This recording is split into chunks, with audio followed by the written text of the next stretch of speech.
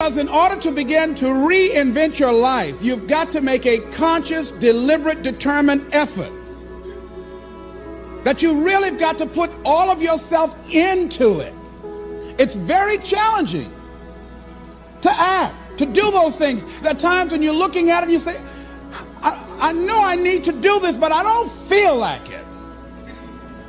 I don't want to do it. I know I need to do it, yet leave me alone. No, I don't want to do it. So what do? What are those things that cause us to do like that? I think that among the things that prevent us from acting is the fear of failure. And if you've already failed, you don't want to fail again. The pain of that, the disappointment, the fear of loss is another thing. Because many times when we do those things that we know we need to do, we feel that we might lose somebody that we love very much and care about. We don't want to hurt anybody. Many of us don't act because we want other people's approval. We want everybody to like us and to accept us. And that's not possible. Many of us don't do the things that we want to do and don't act because of lack of self-confidence. We don't believe enough in ourselves. So there are many reasons why we don't act. There are other things, though, that affect us.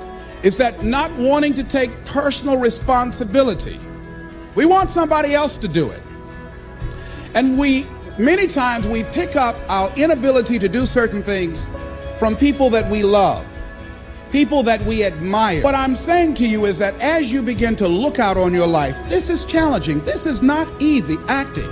So what are the things that we can begin to do to harness our will? Number one, you've got to bring it out and look at it. You've got to take the power out of it. You've got to expose it to the truth. And the truth is that it has no power over you. So write down something you want to act on, but for some reason that you've been holding back, and look at it. The next thing is, ask yourself the question, is it helping you to continue to put it off?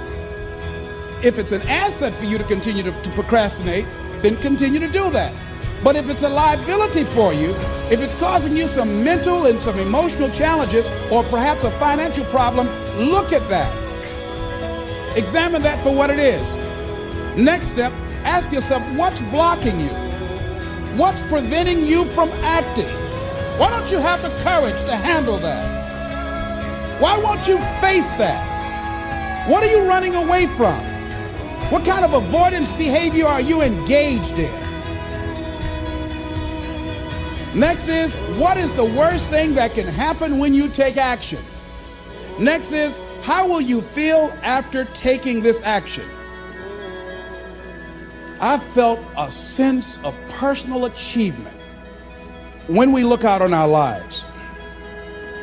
You ask the question, what are you going to do? Look at, as you think about this that you know you need to handle, what are you going to do? And then write down 3 strong reasons on why you know you must take action. And be explicit and descriptive in your reasons, because your reasons have power. Your reasons will drive you. When you have doubt, when your faith becomes weak, your reasons will fortify your faith. When you have an inner conversation, say, no, don't do that. Your reasons will become your rod and your staff to comfort you, to take you through those challenging moments. So write down your reasons. And what you will find, that when you decide to act, when you decide to take life on, and let me warn you, it can be painful, it will be uncomfortable, and that's where the growth is. When you're uncomfortable, when you're stretching out, when you're taking life by the collar, you're going to get thrown to the ground again and again and again. But when you have determination, and you know that what you're doing is right, it gives you your life, it gives a special meaning and power to you, you will have some power from on high. You will discover some things about yourself that will begin to electrify your personality. You'll begin to discover some things about you that you don't know you've got. If you want something out of life, if you want to change yourself, if you want to acquire something, if there's some goal that you want to reach, that is really not easy as some people will make us feel. that living your dream, changing your behaviors, overcoming negative habits, it's challenging. It's hard. That living alone is just very difficult. And once we begin to come to grips with the fact that living is difficult, life is very challenging. I heard a song once by a guy named Dimples called, "If It Ain't One Thing, It's Another." I say to you, if it ain't one thing, it's 12 others. So how do we begin to nurture that hunger? What are the characteristics or the qualities of people that are hungry? What will it take for me to get some of the things that I want?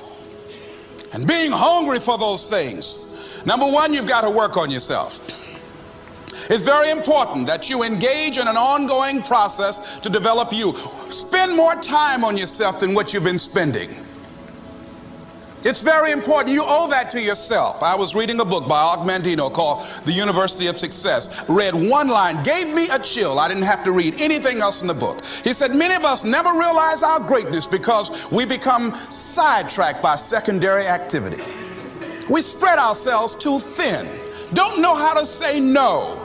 And we find ourselves doing all kinds of things and never ever have time to do those things that we need to do to work on ourselves. And then there goes a second, there goes another second, there goes another second, and we can't stop and hold time. And before you know it, you wake up one day and you're behind on your dreams and your bills.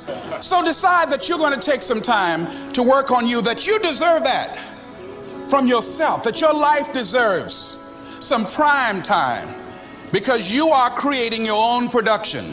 As Michael Todd would say, you are the star of your show. You are the director. You're writing the script. And you will determine whether your life is a smash office hit or flop. You determine that. Working on yourself, talking to yourself. That's so very important. Overcoming the negative conversation, that inner dialogue that's going on all the time, even when you don't want it to be there. You can't stop yourself right now from thinking. You can't do it. It's going on. And so learning how to empower yourself, part of doing that is standing up to yourself. You've got to stand up inside yourself sometimes and say, shut up. You'll get scared sometimes. Your mind will go blank on you. Some people you will allow to unnerve you. And you wonder, what's wrong with me? I'm not crazy. That's why you've got to learn to make a conscious, deliberate, determined effort to stand up inside yourself. Working on yourself, watching that inner dialogue, it will determine the quality of your life. When you have something you want to do, if you don't develop the courage to do that which has been given you to do, and you spend a lot of time going around trying to convince other people or trying to get their approval, what will happen is that you will lose your nerve. And other people will convince you that what you're doing doesn't have any value, and you'll give up on your dream. One idea can turn your life around. Deciding that you're going to focus to develop your skills. Most people never develop their talents. They have skills and abilities, but if you don't nurture them, if you don't develop them, they will never serve you. Your gifts can take you many places if you develop your gifts. Most of us don't like to do those things that come easy to us. I grant you that your gifts will take you places that will literally amaze you. I grant you that if you begin to work to develop your gifts, you'll develop a strong sense of happiness. You'll get a larger vision of yourself, because part of beginning to get a larger vision of yourself, all of us need some area of our lives where we can have a feeling of competence. So you've got to work on it. When other folk are having a good time, you've got to have the strength of character to concentrate, to read, to digest information. If you decide in any particular area that you're concerned about, to make a conscious, deliberate, determined effort to read one book a month in that area, in 5 years, you'll be among the top 5% experts in the world. Decide that you're going to push yourself. Most people won't do that. Most people give up on themselves easily. You know, the human spirit is powerful.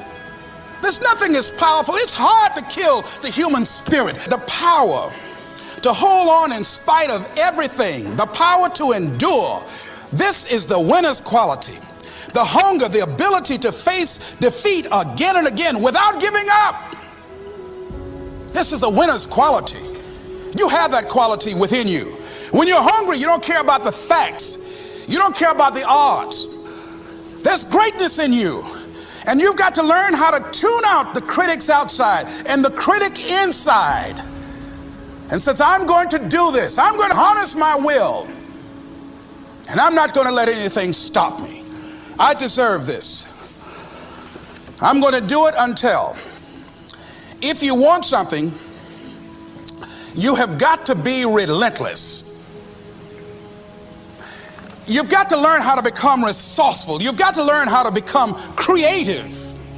When crises strike in your life, and in the Chinese language, crises mean danger, but it also means opportunity. And this is an opportunity for you to grow. And you've got to be so relentless, regardless of what comes down the pike, that you're always looking for a way to get over, always looking for a way that you can break through, always looking for a way that you can win, always looking for a way that you can strike a telling